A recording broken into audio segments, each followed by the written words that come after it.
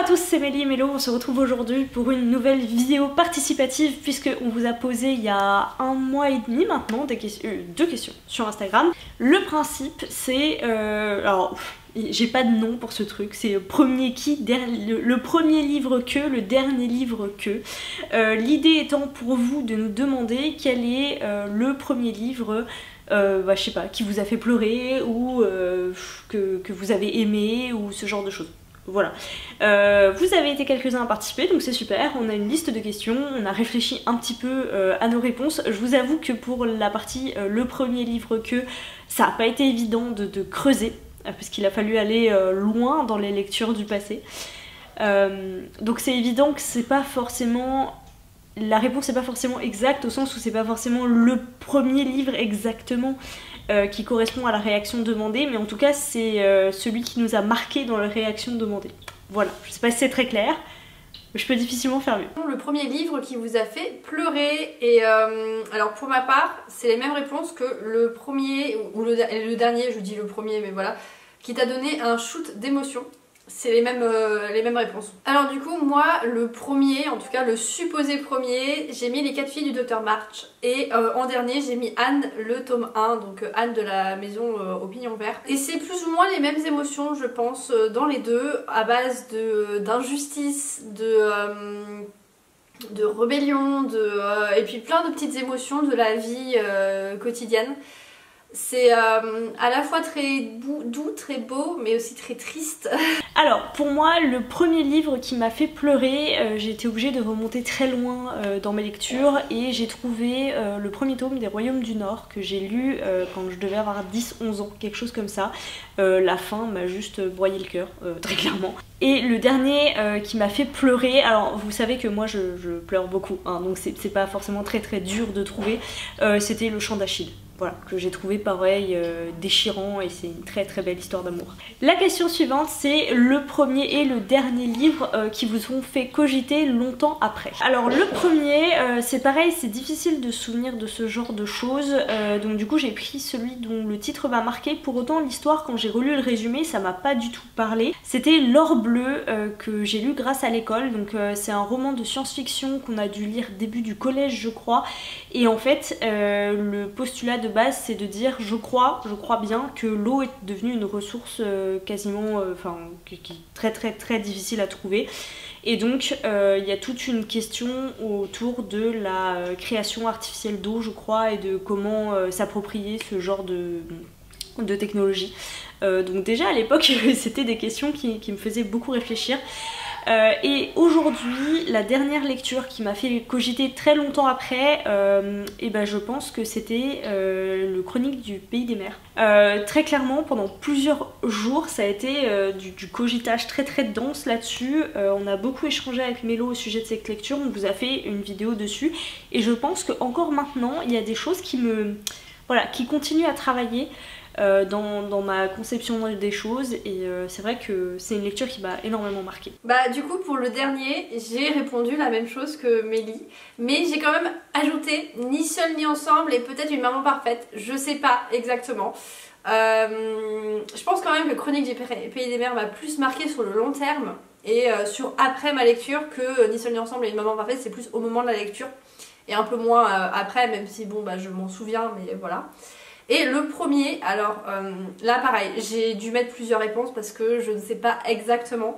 En fait, j'ai quand même mis un certain temps avant de lire des livres qui sont autres que de la fantasy, qui donnent envie d'être dans les univers des personnages, etc. Donc j'ai mis Pourquoi j'ai mangé mon père. Alors je m'en souviens absolument pas, mais j'étais dans une ère assez dark je crois, et le titre m'avait intriguée, et je crois que le contenu est un peu... je sais pas, ça fait un peu réfléchir normalement je pense. Sinon, plus des lectures qu'on a fait à l'école qui m'ont assez marqué. Il y a Antigone, Vipère au point, alors là en termes d'injustice on est youhou, La Vénus d'Île, ou sinon, mais là j'étais peut-être un tout petit peu plus âgée quand même, Le Monde de Sophie, qui est un livre avec une héroïne qui va un peu vivre un périple, et tout ça pour nous faire découvrir un peu de philosophie. C'est pas la lecture que j'ai le plus appréciée, je l'ai fait parce que j'avais pas très le choix. Mais Mais en soi, c'est peut-être une des premières lectures où il y avait vraiment un contenu derrière à analyser. Voilà, mais je pense pas qu'il m'ait fait cogiter longtemps après. Alors, ensuite, la prochaine question. Le premier et le dernier livre que nous avons détesté. Alors, le dernier, en vrai, qui m'impose une vraie sensation de... je l'ai détesté, limite de haine, c'est Une couronne d'os et d'épines. J'ai eu des mauvaises lectures depuis, mais détesté vraiment. Voilà, au point où j'ai réécrit un article sur le blog alors qu'on l'avait délaissé depuis déjà plusieurs années, je crois. Et le truc vraiment qui me fait le détester, c'est qu'il est marketé d'une certaine façon et ça correspond pas au contenu et surtout il se donne des valeurs qu'il n'a pas réellement, il a même l'inverse des valeurs qu'il se donne, j'ai l'impression. Bon, il y a quand même quelques petites choses qui sont ok. Mais ouais, vraiment. Et sinon, le premier, alors, je suis allée faire un tour sur mon Booknode et je suis allée regarder dans les quelques romans que j'ai mis dans Je n'ai pas apprécié, j'en ai pas mis beaucoup, mais de mémoire, j'en avais ajouté un qui s'appelle Alerte Africa, le tome 1, l'attaque des chimpanzés. Donc là, j'étais assez jeune, je pense, c'est l'époque où il y avait la collection Danse et compagnie qui sortait. Je sais pas si vous voyez. Et celui-là, je me souviens que vraiment c'était très très nul. Et sinon, un tout petit peu plus tard, il y a eu la lecture de Hush Hush, le tome 1. C'était vendu comme un Twilight Beast ou je sais pas quoi, et c'était plus une espèce de fanfiction, une redite, enfin vraiment très très nul. Moi j'ai bien aimé Hush Hush. D'ailleurs je crois que j'ai lu tous les suivants. Alors je tiens à préciser, parce que vous l'avez vu là, on a déjà un titre en commun avec Chronique du Pays des Mers, mais c'est pas le seul titre que vous allez entendre à nouveau, mais dans d'autres questions. On s'est pas du tout concerté avec Mélo, hein. Vraiment on vient de lancer la caméra et on répond aux questions en même temps. Le premier roman que j'ai détesté, dont je garde vraiment un sentiment de dégoût, c'est Soi de Alessandro Barrico. Ça a été une lecture faite en classe et je pense que j'ai jamais compris pourquoi on nous a fait lire ce livre et que mon cerveau mon cerveau a tout fait en fait pour que j'oublie son contenu.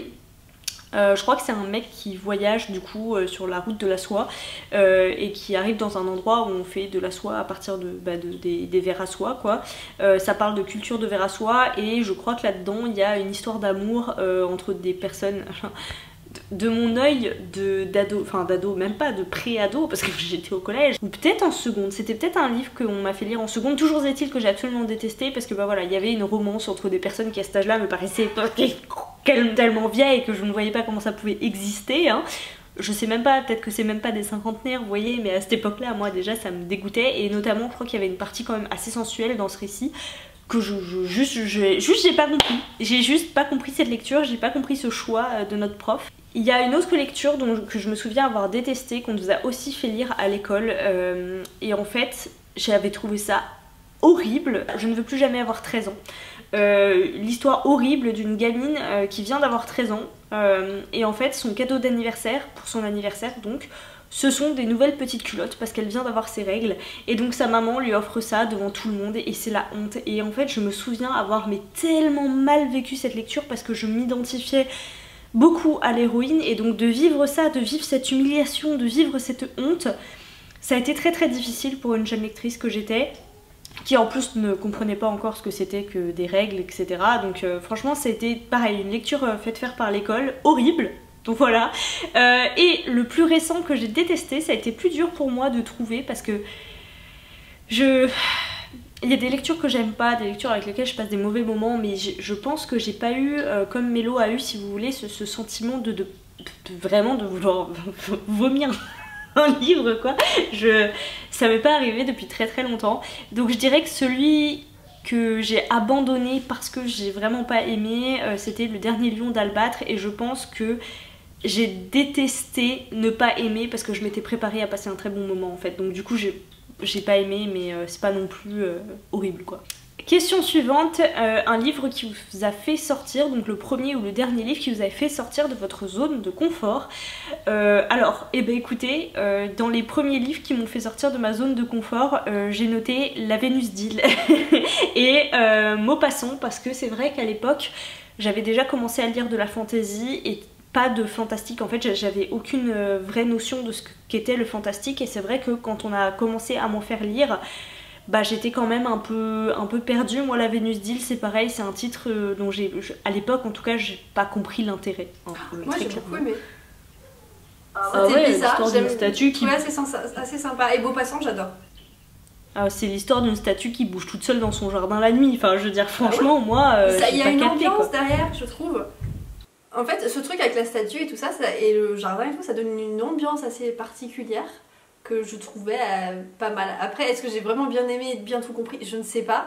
Mais c'est pas une lecture qu'on a fait à l'école que j'ai trouvé désagréable, en tout cas comparée à d'autres lectures qu'on a pu faire. Non mais je suis d'accord, c'est pour ça que je l'ai vraiment mis dans un truc qui m'a sorti de ma zone de confort, c'est parce que je connaissais pas, tu vois. Et du coup pareil, Maupassant, il y en a certains que j'aime vraiment beaucoup, par exemple Orla, mais c'est pareil, au début je comprenais pas quoi. En fait, je pense que j'avais un peu de mal avec cette notion justement qui est tout à fait propre au fantastique, de ne jamais savoir si c'est vrai ou si ça l'est pas. Et c'est génial en fait, l'entretien de ce doute, je pense que maintenant c'est des choses que j'adore, mais à l'époque, moi je pouvais pas quoi. Et donc le dernier livre qui m'a sorti de ma zone de confort, j'en ai noté 2. Le dernier c'est Des mirages plein les poches que j'ai lu là, parce qu'en fait c'est un recueil de nouvelles et que... Et bah écoutez, je sais même pas si je vous en ai parlé dans une vidéo, je vous en ai parlé vite fait sur Insta, moi ça m'a un peu perdue, j'ai pas du tout l'habitude du format nouvelle, et là c'est des nouvelles vraiment très courtes de quelques pages seulement. Donc du coup j'étais un peu perdue parce que j'ai pas réussi à savoir où est-ce qu'on m'emmenait. Je pense que c'est le propre des nouvelles en fait, c'est que c'est tellement court qu'il faut arrêter d'essayer de chercher un sens et où est-ce qu'on va, parce que bah on va nulle part hein. Sinon le dernier qui m'a sorti de ma zone de confort, un peu moins, mais c'est Titu Lecoq, Le couple et l'argent, parce que j'ai pas l'habitude de lire des essais, mais jusqu'à présent ceux que j'ai lus m'ont pour l'instant plu, donc voilà, il n'y a pas de raison que ça ne fasse pas bientôt partie de ma zone de confort. Pour ma part, et ben en fait, la réponse était assez évidente pour le premier, parce que du coup je suis passée de lire de la fantasy, peut-être un petit peu de SF, des classiques avec l'école et juste de moi-même aussi, à du coup vouloir tenter du thriller. Ma mère n'a pas voulu, elle a eu peur que je devienne une psychopathe si j'en lisais aussi jeune, donc du coup elle a plus réorienté vers une espèce de policier thriller. Du coup je me suis fait tous les maris Higgins Clark avant d'aller vers du vrai thriller. Et donc du coup j'ai commencé par Recherche jeune femme aimant danser, donc du coup voilà, je pense que je sortais de ma zone de confort, même si l'envie venait de moi. Et pour le dernier, bah alors voilà, j'hésite entre Chronique du pays des mers et O. O est vraiment très particulier. C'est vrai que j'ai pas l'habitude non plus. Chronique du pays des mers me faisait peur, mais c'est une lecture un petit peu plus ancienne par rapport à O, donc voilà. Mais je sais, j'ai pas su choisir entre les deux. Le premier et le dernier livre que tu as pu t'offrir. Alors, le premier, ça sera clairement pas le vrai premier. J'ai pas eu d'argent de poche très tôt, même assez tard, et j'en avais très peu. Et malheureusement, on m'offrait pas assez de livres pour subvenir mon besoin de lecture, et j'avais fait un peu le tour des livres de la médiathèque. Mais du coup, je pense que ça doit être soit un des tomes de Chronique du monde émergé, soit un des tomes des BD Tintin. Et le dernier du coup c'était Watership Down, dans la belle édition de Monsieur Toussaint l'ouverture, l'aventure.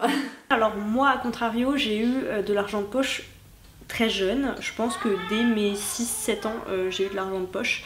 Et donc du coup les premiers livres qu'on m'a offert, c'est pas moi qui les ai achetés, c'était quelque chose d'assez rituel en fait. On m'offrait toutes les semaines, j'avais le droit à un livre au début. Et puis après effectivement quand c'est devenu des lectures un peu moins, quand c'est sorti de la bibliothèque rose, bah c'est moi qui ai mis la main à la poche. Je pense que le tout premier que je me suis offert, celui dont je garde vraiment un vrai souvenir d'être allée en librairie, de l'avoir cherché et de me l'être procuré. Enfin voilà, vous voyez ce genre de sensation de prendre son petit argent de poche là, de compter ses petits sous alors que voilà, c'était un livre de poche, ça coûtait rien. C'était Artemis Foyle, le tome 1, que notre maîtresse avait commencé à nous lire un chapitre par jour en classe. Et voilà, je voulais absolument avoir la suite. Et donc du coup je m'étais acheté, c'était à la fin de mon CM2. Et j'en garde un souvenir très vif, voilà. Et le dernier que je me suis offert, bah du coup forcément c'est moins, comment dire, ça a beaucoup moins je veux dire, c'est pas quelque chose dont je me souviendrai puisque c'était pas un achat exceptionnel, mais je me suis acheté là récemment Homecoming de Kate Morton et Lessons in Chemistry, donc c'est l'aventure d'Elisabeth Zott, enfin je me souviens plus du titre français, voilà, rien de dingue quoi. Alors quel est le livre, le premier, le dernier livre qui t'a traumatisé? Alors au même titre que je suis quelqu'un de très émotionnel, je suis facilement traumatisée. Non, je rigole. Le livre qui m'a vraiment traumatisée, c'est une lecture de 3e pour le coup. Je pense que j'étais pas prête à lire cette horreur-là. C'était Si c'est un homme de Primo Levi et à l'ouest, rien de nouveau de je sais plus qui. C'était horrible, horrible, horrible à lire à cet âge-là, j'étais pas prête, voilà. Le dernier qui m'a traumatisée, alors je vous avoue que maintenant je gère beaucoup mieux les traumatismes, en plus quand c'est des livres que je sens, où vraiment je le sens pas bien, que je sens que je vais pas réussir à, enfin je vais pas pouvoir le lire, bah je les lis pas, donc ça m'arrive moins. Donc c'était encore une lecture obligatoire puisque c'était Le Dieu Oiseau de Aurélie Wellenstein qu'on a dû lire dans le cadre du PLIB, où là très clairement je me suis forcée. Ça n'a pas été le cas pour L'épée, la famine et la peste, aussi d'Aurélie Wellenstein, qui aurait pu, je pense, clairement me traumatiser. Mais j'étais au tout début de mon postpartum, j'ai très clairement dit aux organisatrices que je suis extrêmement arachnophobe.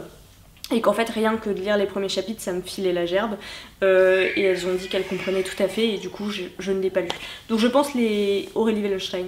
Alors moi, pour le tout premier, c'est pas vraiment un livre traumatisant, mais voilà. Donc du coup, on est sur cette base de, on m'offre des livres, mais pas assez pour subvenir à ma cadence de lecture.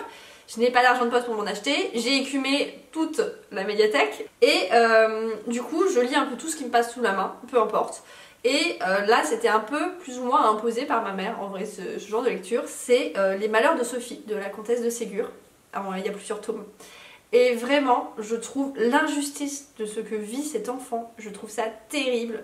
Elle est juxtaposée à des enfants un peu parfaits, en mode sois comme eux et arrête d'être une enfant. Et ça m'a...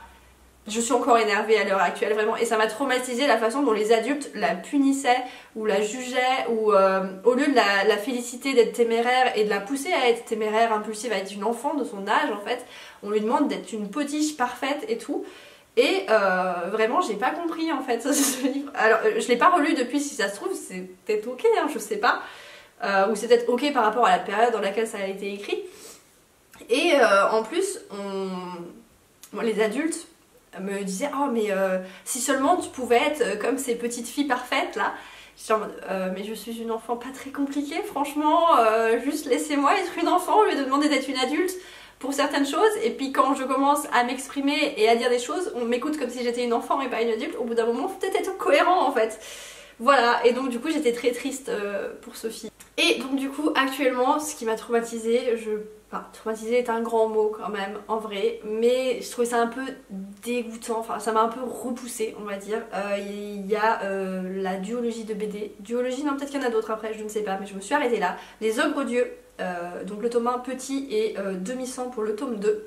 Vraiment j'ai pas trop compris, je trouve les images absolument, non pas absolument, un petit peu repoussante, un petit peu dégueulasse, vraiment, je sais pas, j'aime pas. Sinon il y a Escape Vice, qui à la base je pensais que c'était plus un espèce de livre d'escape game, un livre dont vous êtes le héros, une BD dont vous êtes le héros, et en fait c'était juste gore. Après traumatisé est un mot trop fort parce que bon, entre les films et tout ça, c'est pas le plus gore que j'ai pu voir. Et sinon ça c'est un tout petit peu plus ancien, mais en vrai ça m'est resté très très très longtemps en tête après que je l'ai lu. Je vais pas pouvoir vous dire pourquoi ça m'a traumatisé parce que ça vous spoilerait, mais c'est un Bernard Minier, un thriller, N'éteins pas la lumière. J'ai bien aimé ma lecture, enfin, mais ce qui arrive à un personnage c'est vraiment un truc, mais c'est flippant au possible. Alors certes à la fin elle s'en sort entre guillemets, ça l'empêche pas de vivre ce qu'elle avait envie de vivre, mais ça la suivra toute sa vie pour quelque chose, un truc qui lui est tombé dessus, un truc. Ouais, bref, je peux pas en dire plus, mais affreux. Vraiment, de quoi être anxieux dans la rue, ou même chez soi, parce que je sais plus où ça lui est arrivé, mais bref, de quoi avoir peur pour soi-même tout le reste de sa vie. La question suivante, le premier et le dernier livre qui t'a donné envie de cuisiner un plat du livre. Alors, le premier, je n'ai pas pu retrouver. Parce que déjà, quand je disais quand j'étais petite, je ne cuisinais pas particulièrement, à part avec ma grand-mère ou ma mère, des gâteaux, des trucs comme ça. Mais je me souviens pas avoir lu quelque chose qui me donnait envie de manger le plat du livre et encore moins de le cuisiner. Par contre, le dernier, alors du coup, j'hésite entre Capitale du Sud, le tome 1 et 2 peut-être. Le tome 3, je sais plus, ça parlait peut-être pas autant de nourriture. Vraiment, ça donnait l'eau à la bouche. Est-ce que ça me donnait envie de cuisiner ce qui était proposé? Je sais pas, peut-être plus de les manger, mais bon, en même temps j'aime pas trop cuisiner, donc bon. Et sinon il y a Dr Stone, voilà, parce que ils sont retournés à l'âge de pierre, ils doivent refaire tous les progrès de l'humanité qui ont été faits, et donc ils doivent trouver des alternatives pour recuisiner des plats qu'ils ont en mémoire, et oui, ça donne envie d'en manger évidemment. Alors de mon côté c'est pareil, est-ce que c'est vraiment le premier? Je ne sais pas, mais en tout cas il y en a un qui m'a marqué. Je ne cuisinais pas. Enfin, quoique, j'aidais en cuisine à l'époque, mais je ne cuisinais pas par moi-même. Mais je me souviens avoir été marquée par le banquet de Poudlard dans Harry Potter, avec tous les mets qui sont décrits. Et surtout, Harry il découvre ça parce qu'il a toujours mangé les restes de la famille Dursley. Donc en fait, il découvre ça et c'est merveilleux pour lui. Et donc du coup, pour moi aussi, ça l'était.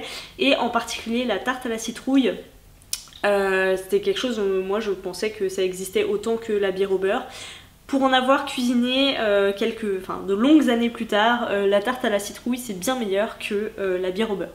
Voilà, en tout cas celle qu'on nous sert au Harry Potter Tour là, c'est pas bon. Ça coûte cher et c'est pas bon. Par contre la tarte à la citrouille, si vous avez l'occasion d'en faire, moi j'aime vraiment beaucoup. C'est un plat on va dire d'hiver. Automne-hiver et qui nécessite pas mal d'épices, mais c'est très sympa. Voilà. Et le dernier, pour moi aussi c'est Capitale du Sud, mais pour le coup j'ai noté le tome 3 puisque le tome 3 c'est l'arrivée du safran. Et du coup voilà, ça me donne très très envie. Peut-être même dans Capitale du Nord tome 3 en fait il est question, surtout dans le Capitale du Sud, il est question d'accueillir tous les nouveaux arrivants avec un nouveau plat, et Nox se met en cuisine. J'ai pas de plat spécifique à vous dire, juste mais que à chaque fois que je lisais ça me donnait envie de cuisiner. C'est difficile pour moi de trouver du sanglier, mais à un moment il cuisine un sanglier et ça m'a donné trop faim. Le premier et le dernier livre qui fut à Madeleine de Proust. Alors cette question elle est un peu compliquée, mais quel est le dernier livre qui m'a redonné... Enfin, je veux dire, il y a un livre qui est ma Madeleine de Proust, très probablement, donc c'est le premier que j'ai... Enfin, celui auquel j'ai collé l'étiquette premier. J'ai mis Le Chien Bleu. Parce que voilà, c'était un album pour enfants avec un chien bleu et franchement je sais pas pourquoi mais j'étais dingue du chien bleu, et il existe notamment en très très grand format. Je pense que c'est un format qui doit faire 1 mètre sur peut-être 50 cm, c'est immense, ça ne sert à rien, mais en format cartonné, et j'adorerais l'avoir. Et du coup le dernier que j'associerais à une Madeleine de Proust et que j'ai lu, c'est Oups, c'est le doudou méchant de Claude Ponty, que là j'ai racheté dernièrement pour ma fille, mais aussi beaucoup pour moi, qui est effectivement comme Max et les Maxi Monstres, en fait un album de mon enfance que ma maman me lisait, qu'on empruntait à la bibliothèque, et voilà, pour moi ça résonne tout doux comme des moments lecture partagés. Mon premier, je pense que pour de vrai, c'est quasiment mon vrai premier. Il y a peut-être d'autres petits albums jeunesse, très jeunesse, mais je l'ai là. C'est Justine et la pierre de feu. En vrai, c'est trop mignon. C'est des histoires de rats ou de souris, trop mignonnes, avec des petites boules de feu toutes chaudes. Enfin, l'ambiance est très chouette. Et surtout, la façon dont c'est édité, c'est un petit peu fun. Parce que déjà, les petites boules de feu, elles brillent là, les petites pierres de feu. Et il y a des pages qui sont découpées comme ça. Et vraiment, c'est beaucoup trop mignon. Et je pense que je l'ai lu plusieurs fois avant d'aller dormir. Et ouais, je l'ai encore, voilà, pour le feuilleter comme ça, parce que c'est trop... J'aime bien.